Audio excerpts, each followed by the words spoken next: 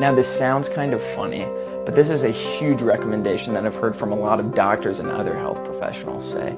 Just by walking a little more in your day, you'll find out that you can build muscle and lose weight. So I would say take the stairs at work or through the mall or wherever that you may be walking, take the stairs up and down, forget the escalator, forget the elevator, and also park towards the back of the parking lot. You can do two things this way. Make sure that your car is a little bit safer so that you avoid door dings, especially if you live in big cities, and then you'll add a lot more steps into your daily routine by parking towards the back of a parking lot. So whether you're going to the grocery store or work or out for a leisure activity to a restaurant, if you're going to a park to walk, you can even start a longer walk that way.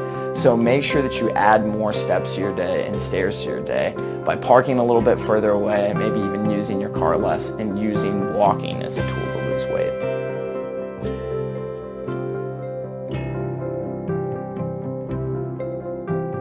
Now, if you're trying to take on exercise as a part of your new lifestyle so that you can lose weight, if you can find just 10 to 20 minutes a day, 3 to 5 days a week, for some kind of activity that you enjoy in exercise, that will greatly help you lose weight and it'll make you feel better during the day. So what kind of activity can you do for yourself that'll make you feel a lot better and help you lose weight? And the options are limitless here. If you just want to take a walk, a jog, a run, if you enjoy dancing, boxing, soccer, tennis, basketball, anything that you can possibly imagine, whether it's a cardiovascular activity or a strength training activity. If you want to work on building muscle and muscle growth, maybe just do some push-ups, pull-ups, sit-ups, squats. If you want to incorporate a quick body weight circuit, kettlebell training, the options are limitless here. The one thing I want to encourage you of is that it's an activity that you enjoy. Because what I've found over the years is people who say, well, I'm going to go to the gym and I'm going to lift weights, I'm going to do cardio, and they don't enjoy that. They'll get burnt out, they'll drop off the map with their goals, and then they'll end up gaining weight. So if you find an activity that you enjoy, especially in community with others, or even if you just have one friend that participates in that activity with you, so you have that built-in accountability and enjoyment there, that would be wonderful. So find an activity that works for you and stay active. Like I said, it only requires 10 to 20 minutes a day, 3 to 5 times a week to see serious weight loss.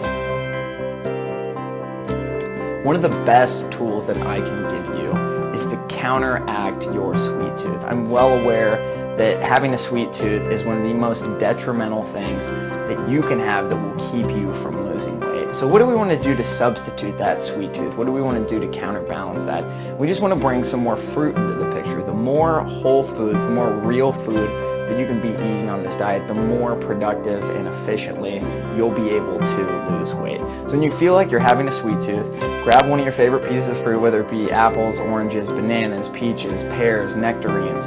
Pick your favorite or even have a couple of fruits if that helps you out. And that natural sugar in the fruits, which is mostly fructose, will help subside that sweet tooth. And what I'll even do also, if I'm doing apples or bananas, I like to have a tablespoon or 2 of peanut butter so I can have a little bit of something salty to go with that. Just make sure you don't get carried away.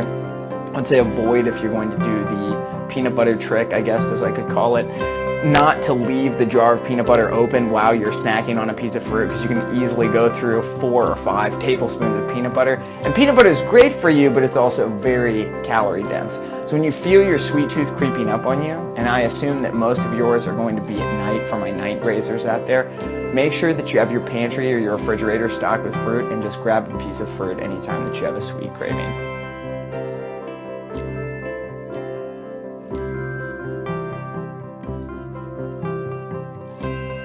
One thing that I know for a fact is 90% of us or more don't drink enough water during the day. We commonly confuse hunger for thirst and thirst for hunger. There's similar feelings in our stomach, so a lot of people will tend to overeat when they're actually underhydrated. A good way to make sure that this doesn't happen is to drink at least 80 ounces of water a day and work up to drinking a gallon of water. That might sound excessive, but because the majority of your body is already made up of water, we need that to survive and to be able to function and exist properly.